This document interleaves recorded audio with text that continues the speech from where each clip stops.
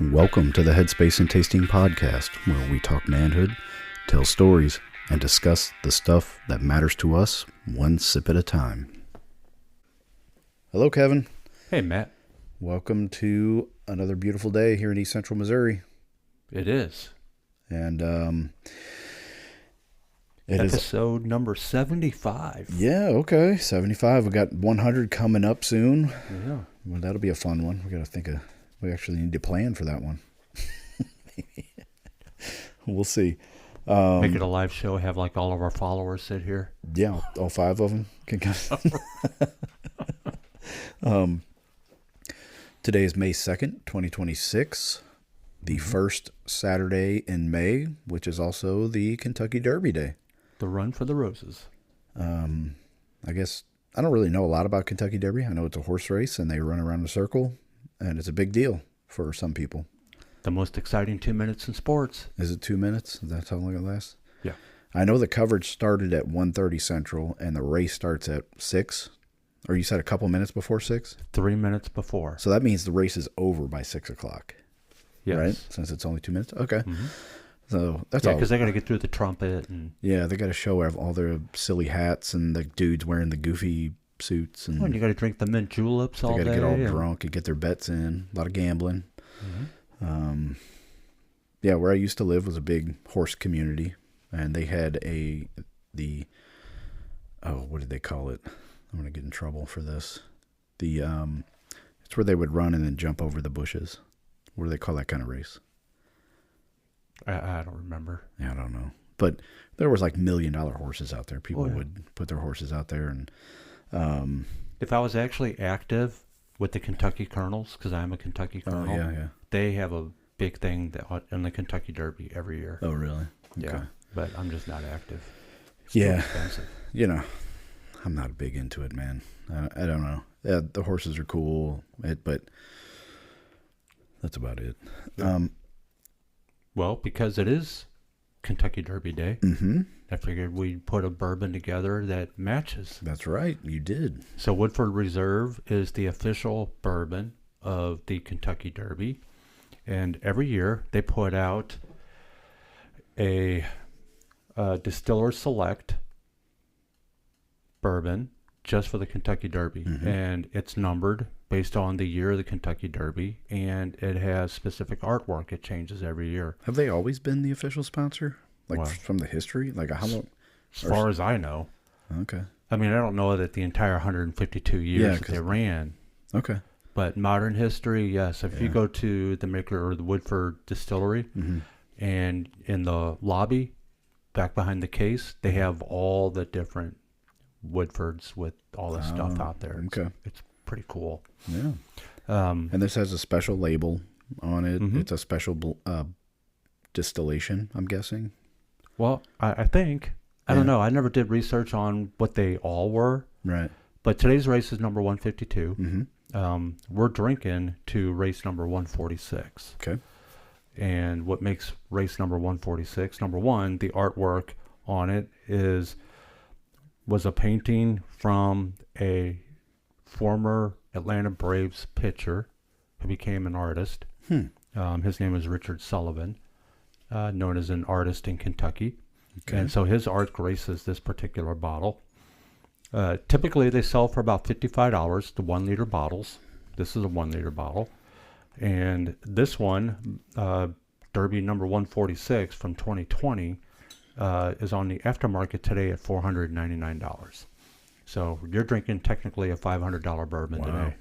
Thank you very much. Yeah, you're welcome. I mean, it's just going to sit on my shelf or in a box. I might as well enjoy it. Yeah. But it is 90.4% proof.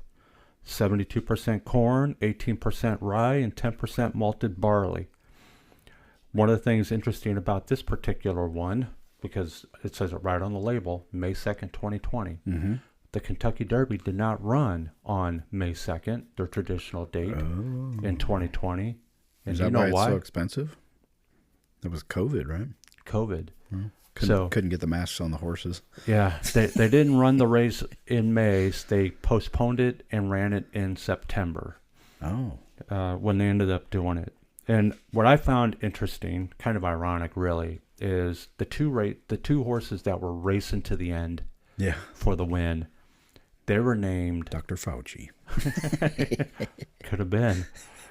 One was named Authentic, and the other one was named Tis the Law. And Authentic beat Tis the Law. There you go. So I that just goes how fake COVID was. And, you know, you got to be locked down because that's the law. Right, it's the law. And Authentic said, F you, Tis the Law, and won the race. Cool. So that was number 146 back in 2020. Do you know any of the horses' names in this race today? I looked it up, and I didn't. Yeah, I don't know. Mm-hmm. Nothing fun. I I glanced at it. I like horse racing. We have to track over there and right across the river in Illinois. It's kind of fun. $2 bets, 10 races. Yeah. That's where my liberal side comes out. I think it's cruel. Yeah. 10 races, and they do the daily double. We had a horse jump over the fence when I was at the fire department in that town and got hit by a car. It was like $1 million horse and got hit by a Ford Focus and smeared all over well, it didn't get smeared, but it bled out all over the road. We had to hose the roadway down with the fire trucks. Until the horse got hit, he was just saying, I'm free. I'm free, I'm out of here. I think they had just shipped him in from Kentucky, actually, and he freaked out. So anyway, Matt, what are you thinking on this initial impact? Like I said earlier, if I had tasted this blind, there's no way I would have said this was Woodford Reserve, because we've tasted Woodford, like the regular Woodford and double oaked, haven't we, on here? And this nowhere doesn't. I don't know, man. I'd have to go back and maybe taste some regular Woodford to get like side by side, but I wouldn't have guessed. On the nose, I got dried dark cherries and caramel. And that might be from the rye, I'm guessing. But when I tasted it, I got cherries again, some citrus peels, and then chocolate. And when I was thinking like maybe simple syrup or grenadine a little bit, it's sweet to me. Not very hot on the finish. Nope, it's kind of low heat, and the wood comes in on the finish for me. It's peculiar. I feel like I've tasted something like this before, but I can't really put my finger on which bottle it was that I've tasted something similar to this. Woodford? I don't think it was Woodford. No. I just can't figure. I think it must have been a high rye is what I'm getting, I think. But is this technically a high rye at 18%? I believe so. Yeah, they would call it high rye. Okay. Yeah, that's what I got. It's dark. It's a, amber caramel color. It's a nice color. It is. It looks really that's a good bourbon color. Nice in the glass. It's a good sipper. It'd be good mixed in a cocktail. They did give a cocktail recipe on the bottle there. Yeah, the Woodford Spire. So if anybody's interested in making a Kentucky Derby cocktail, the Woodford Spire is 1.5% Woodford Reserve Bourbon. 1.5%. Give me a break. 1.5 ounces. There you go. That's better. 2 ounces of lemonade, 1 ounce of cranberry juice. Put it all together with some crushed ice. Although I'm not a fan of crushed ice, even with any kind of cocktail, so I'd probably use down cubes. Too quick. I would use cubes. Okay. Not the big ones, typically for a bourbon, the smaller ones. And then a lemon twist for garnish. Like the Sonic cubes, the Sonic ice. Yeah. That would be good. Yeah, just throw it all in a glass, mix it together, and then garnish with a twist of lemon. All right. That'd be pretty good. Yeah, for me on the nose, I didn't get the cherry like you. For me, it was straight up orange. Okay. Orange had little hint of cocoa or chocolate and little hint of vanilla, but the orange was dominant. And on the palate, again, citrus, boom, right from the beginning, plus some spice, caramel, and just a hint of the wood, hint of oak. But that was getting towards the finish. Yeah. When it started to linger, that's when I was really tasting it. To me, it was like a long, smooth finish, and it was almost creamy. Yeah, I was going to say that as well. Yeah. But it lasts a little. It lingers around in the mouth for a while. It's nice. Mm-hmm. Coats your mouth. It's oily or creamy. Creamy is a better word. Yeah. So we shall see toward the end of the show. Rates. Mm-hmm. I don't know. Do we have any other Woodfords in this book, or is it an old book? This one starts with Jack Daniel's number 7, so I'm guessing not. Mm-mm. I have my older book here. It's been a while since we've done Woodford. Yeah. But I figured since, or we, not me, but we, since today is the Kentucky Derby. Yeah, and on May 2nd as well, just like it was back in 2020. Yeah. Again, ironic. Oh, Belle Meade. Maybe that's what this reminds me of. Belle Meade. Which Belle Meade was that? Madeira. Oh. Got a long string. Oh, you know what? Then that wouldn't be too far off. Yeah, it's something, man. And for you, because you're tasting cherry, I'm not, that probably would for you be more towards the Belle Meade than I would think. Okay. If I was to try them side by side. Woodford was all the way back before we started the books. Ooh. Probably in the pile papers. Back when we didn't know anything about bourbon, so we just hit the basics. Basics are great, man. I'm a big fan of the basics and everything. Yeah. You had a couple of history things you wanted to pop out, right? Yeah. On this day in history, May 2nd, we'll go in order chronologically. 1863, Stonewall Jackson was wounded in Chancellorsville. I think he was out doing a leader's recon and then came back and surprised some soldiers on guard, and they shot him in the arm. I think it was in the arm he was wounded, and he just basically bled out, I think. He was alive for a little while. Wasn't he? Did they amputate? I think they amputated it, and then 2 weeks later, something like that. He died. If Dave was here, he would have told us he knows the Civil War like the back of his hand. Yeah. Tell me where I'm wrong, because I Mm-hmm. probably am. But I'm pretty sure it was a leader's recon that he was coming back, and the guards shot him. It was a guard that shot him. It was his own soldiers. Yeah. We have 1945, May 2nd, 1945. The Battle of Berlin ended, and the Soviets entered Berlin. There was a massive surrender of German soldiers, and that's the iconic photo of them raising the sickle and hammer over Berlin. Kind of like it being flashed all over the United States yesterday and today. Yeah. It's all over on Mid Rivers Mall by the mall. Are you serious? Yeah. Saw them out there Dirty on my way here. Communists. Anyway, if they would have let Patton off his leash, he would have been there first. Now, I got to tell you that almost everybody I saw out there on that line was probably 70 years old. Oh, they probably had their iPhones out recording it too, huh? And they're, drove there in their cars that were made in America. And When they got their paycheck. Those bastards. Want to make some money? We'll bust you out here. We should pray for them. Stan Musial, 1954, May 2nd, 1954. Stan the Man hit 5 home runs in a doubleheader. There was a ton of baseball stuff. Today was the first home run hit ever in the National League. So again, I think we've talked about baseball a little bit. The coolest thing about baseball is that they keep every single statistic possible forever. Since the beginning of baseball, they have it. Of anything that you can come up with. Everything.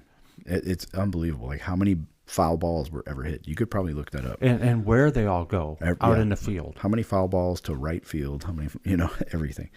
So Stan the Man, 5 home runs. And this was 54. So he's been playing for a little while. And then May 2nd, 2011, Osama bin Laden was killed in Pakistan by SEAL Team 6, as we quickly found out because Obama announced it on national television, like basically confirmed the existence of SEAL Team 6. Thanks, Obama. And shortly after that, somebody wrote a book about how they killed bin Laden, which SEALs are... Now SEAL Team 6 books are a dime a dozen. They're all over. Man, SEALs are always writing books about themselves. I think you get that with your enlistment contract, and you get like SEAL training. As soon as you graduate, buds, all right, here's your book deal. You write this. Here's some hair gel and a book deal. More importantly than all of those dates, go back one day, May 1st. May 1st?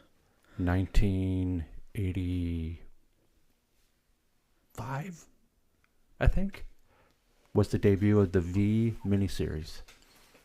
When the lizard people dressed as humans came the to CIA, invade the United States. CIA admitted on TV that lizard people are real through Operation Mockingbird, you mean? Well, the VTV series. The that V. Was great. Oh, I did have this written down because it happened this past week, April 30th, 1803, the Louisiana Purchase, which our eastern border of Missouri was expanded 827,000 square miles of land that we purchased from France. Napoleon, he needed the money to pay for his army. And the hotel where they signed this Louisiana Purchase still stands today. It's pretty cool looking thing. I looked up images of it. Doubled our country in one signature. Yeah. Deal. That was the greatest deal since, and then Alaska. Then we did Alaska. What did we buy that like for $50 from It's like Russia? 26 million. 26 million. Yeah, something like that. Yeah. Yeah. That was a great deal. That was our second greatest purchase ever. Yeah. So thanks, France. We appreciate it. Otherwise, we'd be speaking French today. Well, I doubt that. I doubt it. Highly doubt it. And that's it for our history today. There's a whole bunch. I like to just look it up random days. I'm like, I wonder what happened today in history. So you can just Google today in history and you'll get 3 pages worth of stuff. So we're talking about races since it is the Kentucky Derby today. There's all different types of races and the races we run. All of us are running different races, whatever. But we thought, what does the Bible say? The Bible mentions racing, running races, right? Mm-hmm. I went to 1 Corinthians 9:24. You got that, Kevin? 24 through, I believe, 29. Oh, do you want me to read it? Yes, please. Oh, okay. 1 Corinthians 9:24 through 9:27. 27, okay. Do you not know that in a race all the runners run, but only one gets the prize? Run in such a way as to get the prize. Everyone who competes in the games goes into strict training. They do it to get a crown that will not last, but we do it to get a crown that will last forever. Therefore, I do not run like a man running aimlessly. I do not fight like a man beating the air. No, I beat my body and make it my slave, so that after I have preached to others, I myself will not be disqualified for the prize. Yeah, so he's talking about the crowns, the crown that wastes away. The races in the Olympics back then, they would get olive branches. Wild olive branches was their crown, and then obviously that's going to dry up and fall apart eventually. Mm-hmm. And he's talking about the crowns you will receive in heaven for the running. Crown of Glory. The crown of glory, winning. And I did look up. There was like 7 different crowns apparently, but I can't remember. I too did not print out my notes that I looked up this week. I had some notes on my computer and got so excited that it was the end of the day Friday, I forgot to print them out. Well, I like the statement, therefore I do not run like a man running aimlessly. Yeah, you have a goal. How many of us over our lives have done that? Yeah, you're just running, right? And I mean, you're going to get somewhere eventually. I mean, you mentioned the Jackson Browne song, right? Right. What was the lyric? Even if you don't know the way you're going, the train's going to get you there. Oh, that's not in the song, but that's just a saying. Oh, okay. If you don't know where you're going, any train will get you there. Okay. Yeah, and that's kind of the same thing. If you're just so like we train, we set a goal of biking the Katy Trail. Mm-hmm. And then we went into training for that. Specifically, we had a goal. And in the process of that, I lost 20 pounds. Like, we got in shape. We did it. And then after that, I didn't have my goal was to like recover my body, because I probably pushed myself a little bit harder than I should have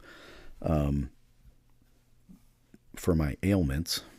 And I fell off. I didn't have a goal. I should have had a goal to maintain this level and immediately pick another goal. But then we got into Halloween, Thanksgiving, the fall weather, Thanksgiving, Christmas. It's cold. We don't want to go hiking. And it's really cold. It's not like chilly outside. It was really, really cold this winter. And then we got some snow, and you're like, okay, let's pick another one. We kind of, me and our other friend, we're trying to find, like, are we going to do the Katy Trail again? Should we do it 3 days this time? And it's just like, oh, man, I don't know. Yeah, I said I was out. I'm out. Yeah. I did it once. I don't need to do it twice. Yeah. I don't need to prove I can do it an hour faster than the last time. Yeah. So, but it does tie in well with a quote from Winston Churchill. He said, success is not final. Failure is not fatal. It is the courage to continue that counts. Oh, man. And whether you succeed or fail, you have to have courage to carry on. Right. Keep but going. I do like the concept that success is not final, because we've all been there. Yeah. You win something, or you get this trophy, or you win this prize, and you're on top of that mountain and riding the wave, and everybody's cheering for you. We've all been there. Yeah. And then the next day, it's just you got it on a shelf, and you're back to, I don't know what I'm going to do next. How many guys do you know that graduated Ranger School, came back and just got fat, like just ate, didn't do PT hard, just got fat? I'm guilty of that. I didn't go to Ranger School, but I'm guilty of that because, I was fit and I got out of the Army. And when I left the Army, within 6 months, no exaggeration, within 6 months, I gained 40 pounds. Yeah, man. Yeah. And I just got fat and lazy. The last time I went for a run was my final PT test in the Army. And I was like, I'm not running ever again in my life. I realized that was a big mistake. Yeah, absolutely. Terrible mistake, man. Never rest on your laurels. Can't. How many people retire, like say, oh, I'm going to work hard and save up whatever, $3 million. I need $3 million, then I can retire. And then they end up dying with $3 million plus in their account. Like, what were you working so hard for, man? Mm-hmm. Well, that was a known statistic amongst officers when I first came in the Army. So we're talking early to mid 90s. Mm-hmm. It was a known statistic then that generals, they go their entire life. They spend 30 years, 25 to 30 years in the military. Go. They're in charge of men, thousands. Yeah. At some point in their careers, and then they retire, and then statistically within 5 years of retirement they died. Yeah, I bet it's the same for sergeant majors. Guys do 30 years as an enlisted man. We used to always tell stories about that. Man, I'm not sticking around. What, I can die in a fishing boat 6 months after I retire? Like, why would I want to do that? I remember going to the owner of the last company I worked for when he sold off the company. I mean, officially, that's kind of like going into retirement, right? And I remember actually sitting down with him and reciting that same quote to him. And he just looks at me and goes, well, you're just making my day feel great, Kevin. I go, I'm telling you I'm trying to help you out. Right. I'm telling you as a cautionary statement that just because you sold off the company and you don't think you're in charge of anything anymore, keep doing something. Stay engaged. Keep going.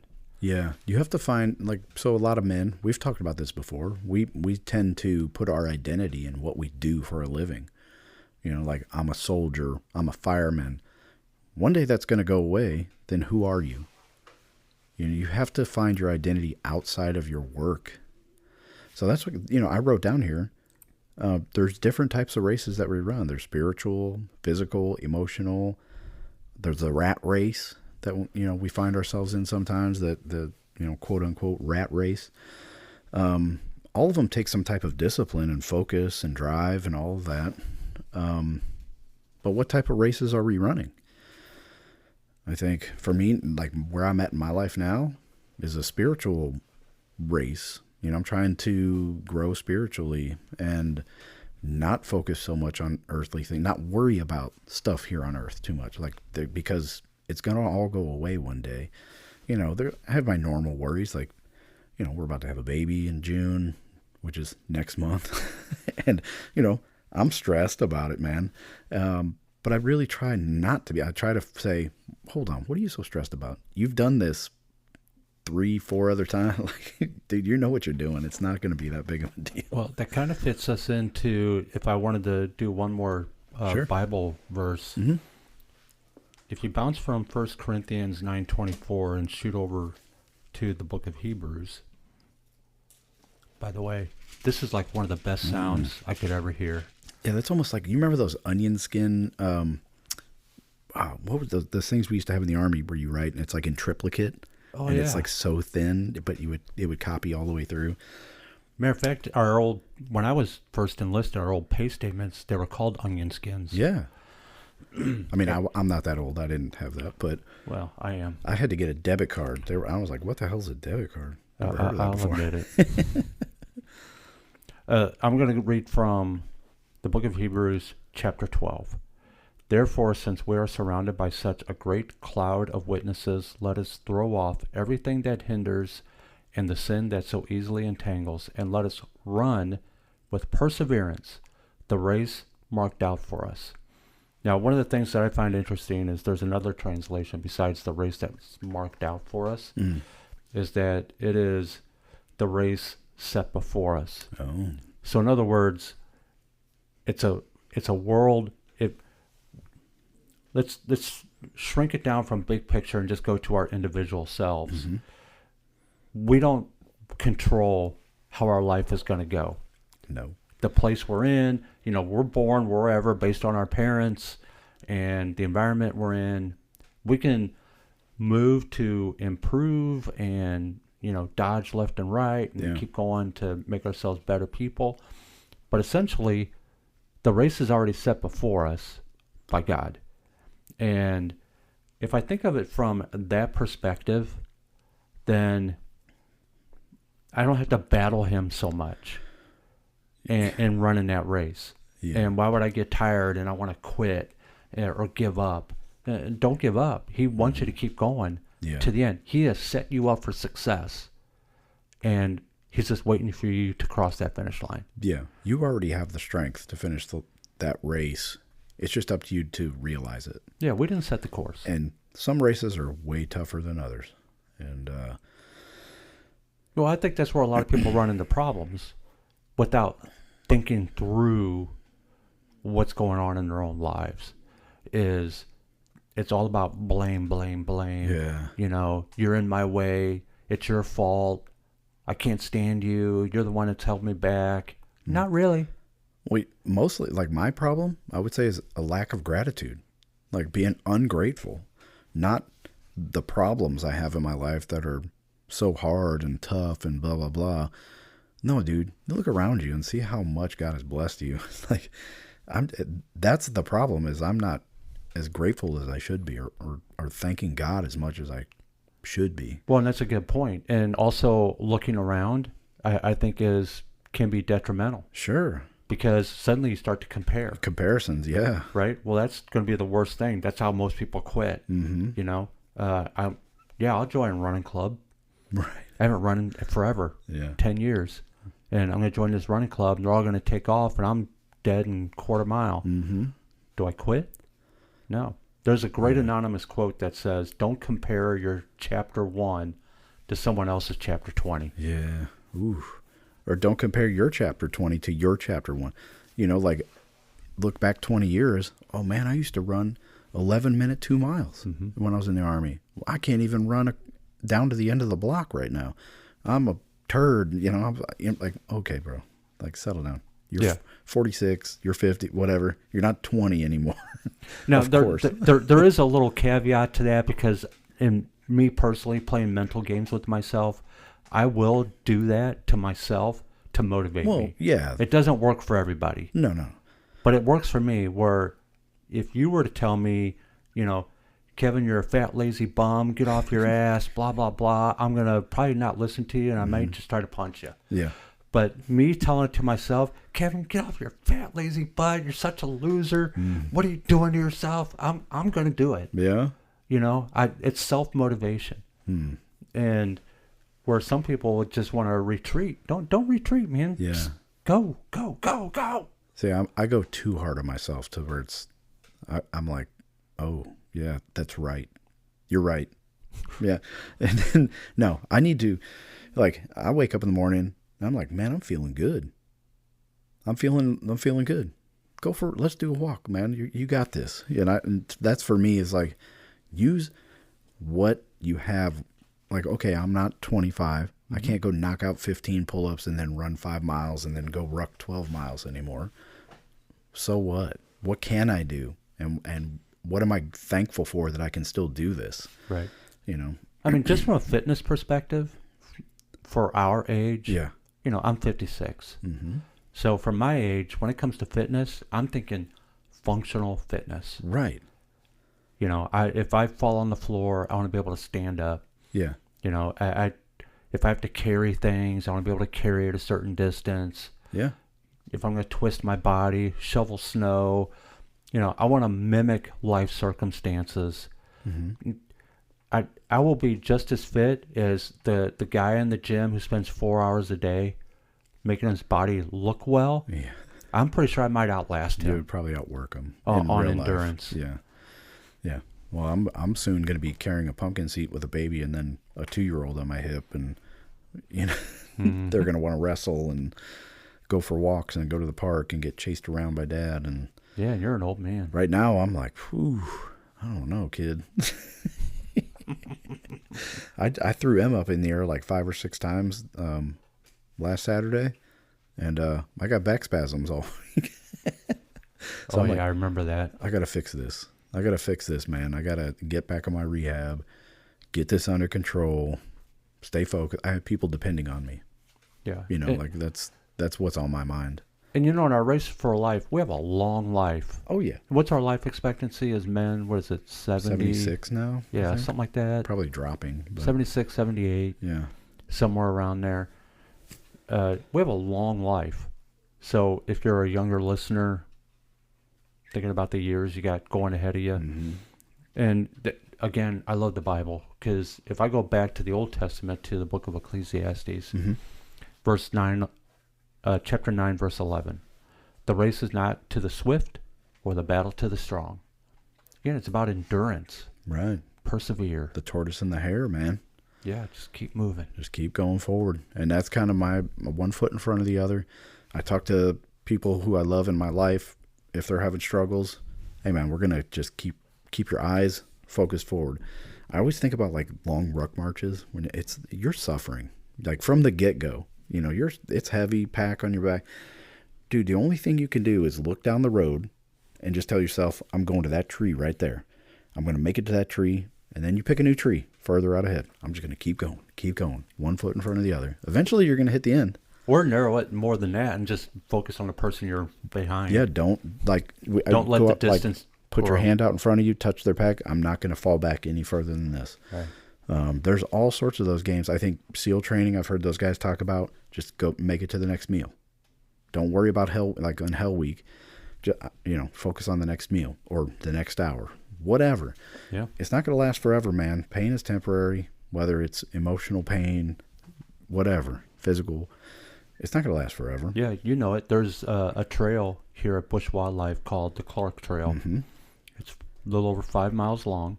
It has 3 distinct steep hills Yeah. that we have to climb and over that trail. Mm-hmm. And every single time we hit those hills, my goal every time, when you hit the top of the trail, there's a bench that was built by some, Eagle Scout Boy Scout, candidate, yeah. right? Mm-hmm. And you hit that hill, at some point you're going to start to see that bench, and that is my focus. I just got to get to that bench. Yep. Because once I hit that bench, I know I'm at the top of that hill. And my instinct is I'm going to sit down on this bench and take a break. But sometimes my butt will touch it and I pop right back off. I'm like, nope.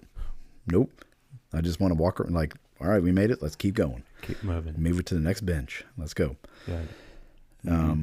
That's a great trail too, man. I used to run that trail. Think about that. Like we used to run it with rucks on too. Oh, you should have seen it today. Because of the pleasant season we've rain. had and the rain. Probably treacherous. You're walking through a jungle. Yeah. The mud wasn't a problem. Oh, it was just the overgrowth? Oh, it is so thick. Did you find any ticks on you today? No, today was good. Okay. Unlike the 4 ticks I had Probably a couple weeks ago. cool. Yeah, there's all sorts of tricks and techniques you can play with yourself. And we're all going to fall back at some point. For sure. We're all going to stumble. Yeah. And it's about what happens when you stumble. Yep. You're going to get up? How do you react? Or are you just going to stay down there on the ground and cry? Yeah. I mean, there's, sticking with the Bible, there's spiritual failures. There's things that we fail in our lives spiritually. And those hit us really hard. And you have to just rely on God in those moments and pray. Physically, I've had many physical setbacks since we finished the Katy Trail, trying to get back on track. For me, it's just been like start, stop, and just trying to get it figured out. And I think for me, where I'm at now is like, I don't know what my end goal is. Right now I'm in like a maintenance, rehab, protect what I have left type of phase. I know I need to lose weight and drop body fat because I scan my body and I know what my stats are. So I'm like, dude, I'm getting into like heart issues territory and, blood pressure problems. And like, we really need to be focused on sticking around because I got young children that I need to spend time with. That's been my concern lately. I'm not trying to conquer the world anymore. I just want to be here for my family. You want to be here. That's it. Yeah, that makes sense. And a lot of us don't pay attention to that. Right. And comes a point in our lives when we all do start paying attention to it. And then you start thinking, oh, why did I do that for the last 20 years or 40 years? Most of us don't think about it till we hit 40. Yeah. It's that magic number. Well, yeah, 40. even like I really this past year started thinking about retirement. Like, hey, do I have a retirement plan? Do I plan on retiring one day? How would that work? I would love to be able to quit my job to become a full-time homeschool teacher for my children. That would be awesome. Yeah. And so I'm like, how do I do that? Mm-hmm. How do I do that, man? There's a couple of excerpts from a short essay written by a guy named Michael Baisden. Oh, yeah. And it's called 20 Summers. Okay. And he talks about, if you're over 40 and certainly over 50. Oh, yeah, that's where I know it from. I just read it this past week because you showed it. I showed it to you. No wonder it sounded familiar. But he says, no matter how well you eat, exercise, and meditate, you're old after age 70. Because your body is your body. Yeah. Doesn't matter what you're going to try to do to it. Time and tide wait for no man. But he talks about when you hit age 50 to age 70, you have 20 summers. Whew. And in those 20, what are you doing? He's imploring everybody, breathe the air in deeper, enjoy more sunsets, take scenic walks, laugh with more passion, love with intensity. I would laugh with intensity too. Oh, yeah. Create a tribe of like-minded people. That's very important to me. And most importantly, see as much of the world as you can. Now, I'm not really worried about that part. I don't think that's the most important. Whatever. The rest of the world's overrated. We live in America. Yes, but I get what he's saying. Yeah, for sure. At age 50, you have 20 summers. Well, I'm 56, so I have 14. Yeah.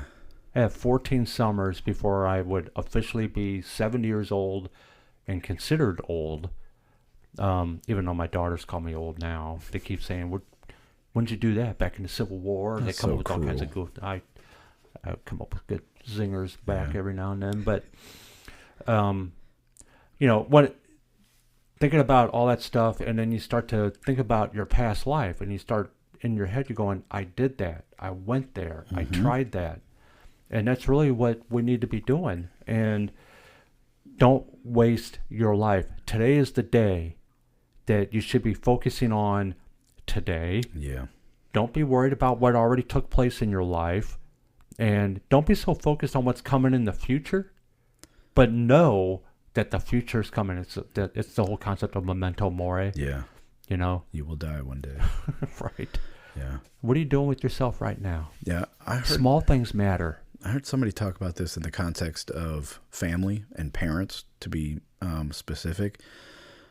If you look at like how old your mom or your dad is, and how often you go visit them and see them, and then you say, how many more visits do you have? So if you only go visit your parents once a year and your parents are 70 and above, how many more visits? How many more times are you going to see your mother?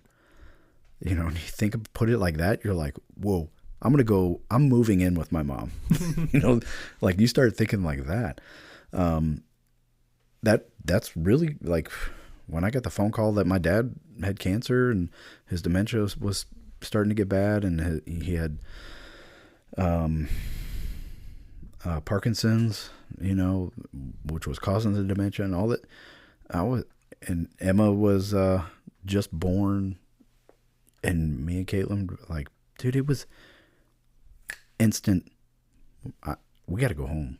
And Caitlin had never even, like, she'd visited this area, my family one time. I was like, we got to go home. It's time. It's time to go. I've been gone for 18 years or longer. And I was like, we got to go. And I just knew it. I hope and pray that everybody else spends as much time with their parents as possible, because God blessed me so much to be able to spend that time with my dad. And did not have the best relationship father-son can have. And, some stuff is his fault. Some stuff my fault, that there was those animosities there. And a lot of it was like normal father-son stuff, but we're just too stubborn and thick-headed to admit. So one day, by the grace of God, I was like, dude, I'm going to forgive this guy, and I'm going to love him in the last, days that he has left. And I'm going to just be a son and tell him I love him and put up with the stuff that annoys me or pisses me off about him, because I love it. He's my dad. He's the only one I got. And I'm doing it for my mom and for my brothers and sisters and all this stuff. And it was like the easiest decision I ever made in my life. But it changed my whole entire life. It was really amazing. And I thank God for that time I got to spend with my dad. Well, that's one of the genuine beauties of forgiveness. People say, I'm sorry. Yeah. Or I forgive you as another form of saying I'm sorry. You never know if they really mean it or not. Yeah. Some people just say it to say it. I'm sorry you got upset. Well, that's not saying I'm sorry. No, right? no. But you really can tell, like you said, when forgiveness is real, because it changes who you are. It changes your outlook and your perspective on everything. Yeah. And your relationship with the person you just forgave. Dude, and, I was just explaining this to somebody last week about how having hate in your heart for somebody is like drinking poison to spite them. And I was trying to explain that to him, like, dude, you're only hurting yourself. Like, you could literally get physically sick from that. Like, you could get, like, cancer from it, I believe. You sure can. From holding on to that. And that other person has no idea that they're having that effect on you. And it's not hurting them at all. It's you hurting yourself out of spite. And, man, dude, I think if I had to give one piece of advice to a man for the rest of my life, and I don't give any advice ever, it is forgive your fathers and love them and try to spend as much time with them as you can while they have left. Every man has something going on between them and their father, I think. Yep. And that's just nature. That's the way it is. We're rebellious people as humans, men. And well, I watched my dad decline. He gave up at age 64. Yeah. I just watched him. He just quit, gave up. And then he was dead by the time he turned 66. Yeah.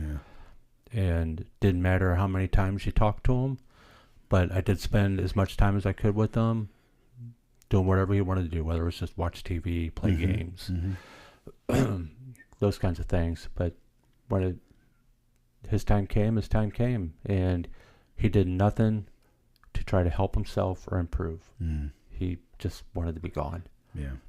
And I think that was just an example of giving up. I really do. Yeah, yeah. Yeah, and I think I was waiting. I left, and I think I really probably told myself, I'll go back after he's dead. Like, I'll just go back after he's dead, and then I'll move back to Missouri. But I think God really acted and moved in my life and brought me here. I believe that 100%. And, like, I don't believe in the health, wealth, and prosperity gospel that some of these preachers push and all that sort of stuff. But I do know that God blesses those who follow his will, I think. And those blessings are all different. They may not be what you think they are. Right. If your expectation is that if I give money to church, I'm going to get money in return, no, that's a mistake. That's not going to happen. Or if you buy the special holy water from whatever it is. No. I do. I've seen it happen in my own life where like God has blessed me beyond. And I was talking to somebody this past week. God has blessed me beyond anything. Like I can't put it into words. I have a beautiful wife, beautiful children. He's, like a great job, and just opportunities to meet wonderful people, and brought me back to Missouri then. And I actually feel home, where I've never felt permanent anywhere. Even when I was a kid growing up here, I didn't feel like this was my permanent home. No, I mean, that's a really good point. Just the fact that I'm here with you. Yeah. And we're talking. God's blessing us. Yeah. The fact that we're just talking about his word, we're being blessed. I'm sitting with you right now in our little recording studio. We have electric. Mm-hmm. It's nice in here. Yeah. Drinking good bourbon. We both have our health about us. Yep. And yeah, we've got medical issues, but we're here. We're present. Yeah. And this is how you rewire your brain. Because if you think along the lines of everything I'm doing right now, if you just stop a second and go, oh, you know what? I have clothes. Yeah. I have shoes. I just got done having lunch. Who cares if it was macaroni? I ate lunch. Right. My belly's full. I'm walking around with a cell phone. How many people you see that are homeless have cell phones? Yeah. That's a blessing. Yeah. We're all connected in some way. And if you walk around and just constantly tell yourself, I'm thankful because I have this. I'm thankful because I'm here. I'm thankful because I can move. I have all 10 fingers. I can wiggle them. I can hold a pen. Mm-hmm. Your whole demeanor, inside, out, just radiates with joy and thankfulness. Yeah. And it changes your opinion and your outlook on everything. It does. It really does. And we all have our down moments. Yeah. Well, like I said, I feel like when I'm in my down moments, it's because I'm not being grateful for all the blessings that I have in my life. Right. I tend to I don't know if it's like Satan putting blinders on, saying like, don't look over there where the good stuff is. Focus on this negative right now. This negative. But we want to focus on the big things. Oh, God's blessed me because I was able to get a new car. God blessed me because I got a bonus check. No. Whatever. No. Think about the stuff that you don't even think about every single time. Like right now. I can see you. Mm-hmm. I have a voice. Right. And I have this podcast, and my voice is becoming a voice to someone else. Mm-hmm. And what I'm saying, someone else is going to listen. And I hope that what I say may change somebody. Yeah. And move away from a negative perspective to a positive. I mean, people used to laugh because it didn't matter how much of a disaster it was. I go, well, at least, we can still get over there, or at least we're inside. Yeah. And I am an eternal optimist, and naturally that's the way it is. But when you think about it, or when I think about it, it's true. I mean, everything around me, there is always something that says, wow, Kevin, you were able to write your name. It looks ugly, but you could write your name. Good job, man. Yeah. When we were at Fort Lewis, we'd be out in the field, and the in the forest out there. That's a rainforest, and it's nasty, wet, cold all the time. And we'd be walking along, patrolling through the woods, and somebody would say, well, this sucks, but at least it's not raining. And we'd all punch them. Like, dude, you just cursed us. But, if you have that kind of attitude, like, well, at least it's not raining. I mean, yeah, this sucks. My pack's heavy and, it's cold, but it could be worse. Mm-hmm. Just kind of have that kind of mindset, then you're ahead of the game right there. Well, and that's the thing. We're not sprinting through life. It's a marathon. Absolutely. And you have to run a pace to get you through life. And I thought the movie Heartbreak Ridge with Clint Eastwood is a great example of what we're talking about. It's a great movie. Because there's a scene there where he's doing PT with his troops, and they're out for a long distance run, and he's just got this pace. And everyone's running behind him, and they're getting worn out, and they're getting mad because he just keeps on running. He's like, hey, let's just smoke this guy. Yeah. And then they all take off after him, and they get past up to him. the top of the hill. Yeah, and then they're all worn out, and then here comes Clint Eastwood, Gunny Highway. shoot, and just runs right past them. They're all just staring. I'm like, you got to be kidding me. and I always, in that moment, I think Clint Eastwood as Gunny Highway is the perfect example of how we're running our lives. Yeah. If we just had that pace, it doesn't matter what, you're going to have periods where you're, high stress, things are happening, whatever's going around you, but it's how you react, and you're moving, and you just keep going. And you know that whatever it is, you react to it, and you accomplish it, you're back on that pace again. Yeah. And you just keep on going forward. Yeah. Just keep moving forward, man. I talk a lot of big thing that worked very well in my life is focusing on the small things, the basics, and stacking up small wins, whether that's like just create a budget for this week. Create a budget. Every dollar has a place to go. Oh, yeah, finances. Do your budget. And at the end of the week, did you hit your goal? Cool. Victory. That's a victory. Yes. Celebrate the little small things. And then guess what? Make another budget for next week. And just keep doing that. Next thing you know, you strung together 6 months of tight budget keeping, and you have a surplus in your checking account. You can start paying down your debt. You can actually do a monthly budget. And little things like that, like, oh, I woke up when my alarm clock went off. I didn't hit snooze today. Victory. I eat my eggs for breakfast instead of a Pop-Tart. Victory. I drank my water I'm supposed to drink for the day. I took my vitamins on top. Whatever. These are all victories. And if you focus on those victories, man, just they stack compound. up. Yes. They stack up. They stack up. Next thing you know, you look back and you're like, holy crap.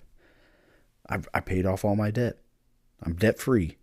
I've been healthy. I haven't caught a cold in 3 years. You're like, whoa. That's because I've focused on my health and stayed, So when we talk about fitness goals, and I'm like, oh, I got to do these rehab exercises for my back and my shoulders, and I can't do pull-ups anymore. I can't do push-ups. I can't run. Like, ugh. No, but a victory for me is I get up on time. I go do my rehab. I walk on my treadmill. I do stretches. I go wake up the girls upstairs, cook breakfast. I'm like, dude, this is the best life ever. This is the best. I'm so blessed. This is awesome. Yeah. Now, if only we just didn't have a job anymore. What are you going to do? I'm going to do the same thing I do now. I'm going to Right. get up at 5 o'clock in the morning. I'm going to go downstairs, do my rehab, get on my treadmill, go wake up the girls, make breakfast. My job will be, hopefully, homeschooling. I'll be a teacher. I get to teach them all the things I learned. We can go to national parks and do our school from wherever. That's my goal, man. And we'll see. You brought up a good point, because finance is a great measure of the race we go through life with. Yeah. We all struggle with finance, every single one of us. Yeah. And just being able to set the course, like you said, knowing how you're going to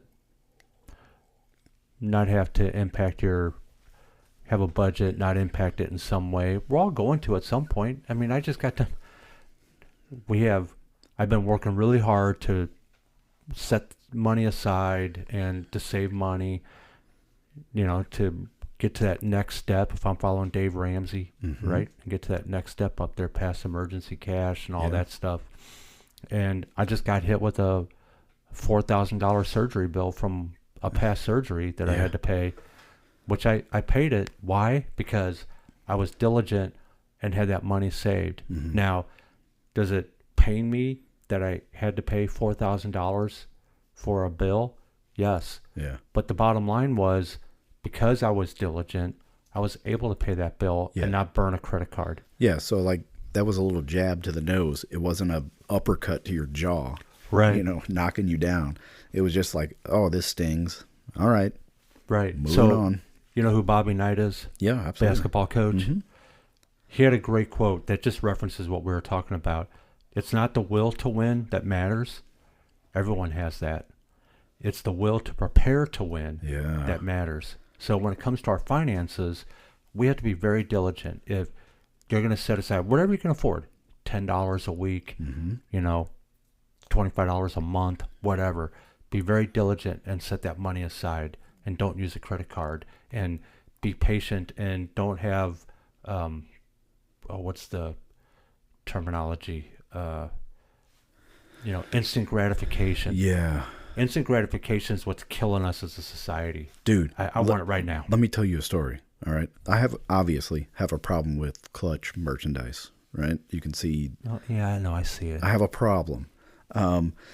They just came out with a new Earth Rocker vinyl, set. You get the vinyl, double vinyl, and you get the coffee mug and all this stuff. And it's like, it's only $2.99. That's it. Just $299. There's only, set amount. There's only like 500 available, but I get early access because I'm such a good fan, obviously. They have my debit card on file. But man, talk about a victory for finances. I deleted the email. I thought about it here and there, Obviously, I'm still thinking about it a little bit, but the time has passed. It's gone. I stayed like, dude, you have to rebuild your emergency fund. You took these hits a few months ago. Stay focused. 1 week at a time. I have my budget built out for the whole entire year, and I have a projected budget for 2027 already because I'm a super nerd about it. But I'm only focused 1 week at a time. Friday, my paycheck hits. Boom. I pay my bills every Friday. Every bill's paid. And then next Friday, I look at it again. Next Friday. And that's all I'm focused on 1 week ahead. And I make minor adjustments based on, things that pop up. Like you said, the medical bill, oil changes. I do have a line item for vehicle expenses. But, things like that you'll learn over time too. Oh, I buy vitamins. How much money in vitamins do I spend per month? That's a line item. That is a budget. The first thing I pay in my budget is me. I pay myself first into my savings account to rebuild my emergency fund. Dave Ramsey's I love watching those little short videos where people call in, and maybe it's not the best, but dude, I've saw people go, I'm 28 years old. I'm $1.5 million in debt. And I'm like, what? What? But then you have also like, I'm 65 years old. My husband just died. We didn't save for retirement at all. We were depending on him to keep working. And you're like, oh my goodness, dude. And it's all motivation either way. But then you also have the people call in and, hey, we're debt free. I think I want to buy a new truck, but it's $75,000. It's really nice. And Dave will say, well, how much money do you have saved up? And the guy's like, well, probably total like $1.5 million. And Dave's like, hey, dude, buy the truck. You did it. Like, buy the truck, $75,000. You could go out in your backyard and light it on fire, and it wouldn't hurt you at all. Go buy the truck. Right. I would love to get there one day, but I'm going to keep driving my little Ford Ranger until I get there. Week to week, man, stacking up small victories. That's how I live. Constant. Sometimes I forget that, though. I'm not perfect. Sometimes I forget it, and I'm like, oh, this sucks. I'm going to be poor forever, and I'll never be able to retire, and blah, blah, blah. Whatever, dude. Like, get over yourself. That's kind of what I tell myself. Reminds me of a good point from Teddy Roosevelt. Believe you can, and you're already halfway there. Oh, there you go. But that's not that doesn't mean manifestation, right? No. Like believe, achieve, whatever that stuff. No, but it reminds me, so we've been talking this whole life thing, and it's not a race, or it is a race, but it's a marathon. It's not a sprint. Yeah.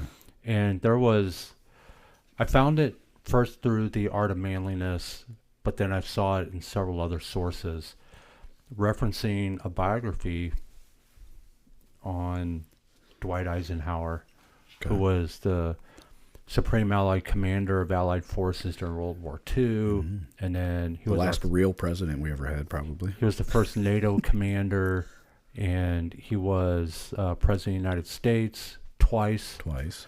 Yeah.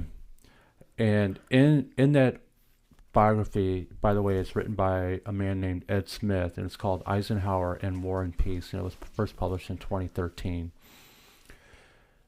It's a big book. Yeah. You get all the way up to page 172, and Eisenhower is already 52 years old, and he's at a time where he's probably going to be retiring from the Army soon. It's 1940. Was he a colonel, full-bird colonel at that time? He was a lieutenant colonel. Yeah, he was a lieutenant colonel. Oh, wow. Yeah. Okay. And right at that point, page 172, World War II starts, and his whole life changes. And yeah, page 172, I'm already 52 years old. I'm already looking towards the end of my career.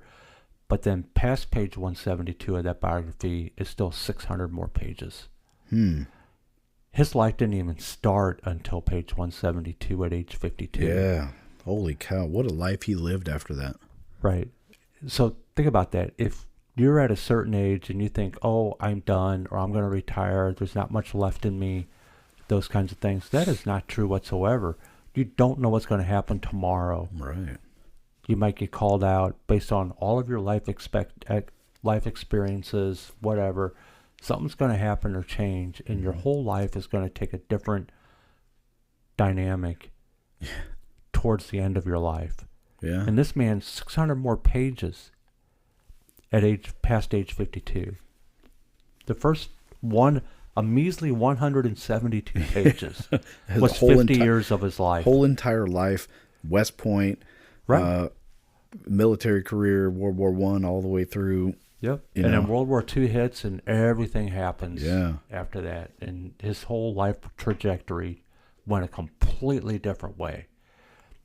And I think about that even with myself. I'm 56, and I have no expectations of anything crazy like I'm going to be president tomorrow or something like that. But you just never know how your life is going to change or what direction it's going to go. Because again, it's not the course I set. Someone up above, much larger than me, set the course of my life. And it's how I'm going to live it for me to cross that finish line. Yeah. And he's just waiting. He's waiting there, waiting for me to cross that line. What's the phrase you want to hear when you get to heaven? Well done, good and faithful servant. Yeah. Right? Well done. Yeah. I mean, dude, how many us as a little boy just wanted to hear that from our dads? Hey, good job, man. I'm proud of you. Mm-hmm. That's huge, dude. If you tell a man, I'm a big proponent of this, and just telling other men, I'm proud of you, dude. Good job. I'm proud of you. Because I think we are truly proud of each other, our friends and coworkers, and we're proud of them, but we're just like too afraid to be cheesy or corny, whatever. We don't want to tell people, hey, good job, I'm proud of you, man. One of my favorite words, and I mean it when I say it. I don't just say it, but when I do say it, I appreciate you. Yeah. To me, really digs deep into you. Yeah, so most people would just say, hey, thanks, man. Or good job. Yeah, good job, buddy. Yeah, whatever. I can hear that from anybody. Yeah, I really appreciate you. But when you get appreciated, that's something completely different. Yeah. I appreciate you, Kevin. Well, I appreciate you, man. I appreciate our friendship. This podcast, God brought us together. We've talked about this before. Mm-hmm. I mean, dude, I did my job interview online from South Carolina, and we connected right then. Yeah, and this is all providence. This is all God's work, I think. And this podcast is just, we got 32 subscribers on Spotify now. Yep. I don't know how many on 55 on Facebook, and I think we're at 8 on YouTube. Okay. And I appreciate it. But YouTube is getting views. Is it? Okay. Yeah, just no followers. I'm very appreciative of that, man. I like just to think that people want to listen to what we have to say. Obviously, our guests have a big part in that. We have some awesome guests that have been on the show over the past year and a half. Yeah, 2 weeks ago we had on Brittany. Yeah. Who's an author, and it took her 6 years. She already had a book. Yeah. And it took her 6 years to work on that book, to publish it, and become who she is today. Yeah, man. So I don't think that there's such a thing as a deadline or a timeline. No, dude. Come on. You just keep moving. Yep. Set your pace. Keep going. We have some cool guests lined up in the future, very near future. We'll announce those as they get set in stone, and probably a week ahead of time, we'll let you know that they're coming on. If anybody else wants to come on, tell your story, give your advice. If you disagree with what we say, you want to tell us, you're welcome to come on. Mm-hmm. You can email us at showmemk@gmail.com. One thing I do want to say for all of you listeners who are not subscribed, or hit the like button, whatever, just please do so we know how many people are actually listening. Because not to overuse the word, we do really appreciate it when we see new listeners like France, the Netherlands, England. Was there somebody in Germany? Maybe No Germany. No Germany. It was France, the Netherlands, England, Japan. Probably because we've been calling out the European countries lately. Do better, Europe. Let me call out Germany now, because one of our shows a few weeks ago, I said, if you really want to impact Germany, how about we just take our biggest economic location where our troops are and just pull them out and see what Germany does. And we just did that this weekend. 5,000. Pulling out 5,000. It would take about 6 months to get them out. And then Germany said, well, we knew it was coming. Whatever. We know better. Yeah, good luck. That you're just vocalizing. Yeah. But yeah, and then States, I mean, we're all over the place in the States. Yeah. So we'd like to hear from you. Leave us a comment. Just say hello, all that sort of stuff. We got to rate this bourbon, but do you have anything else before we rate this bourbon? Yeah, I want to finish our topic of discussion with 2 Timothy, second book of Timothy, chapter 4, verse 17. Mm-hmm.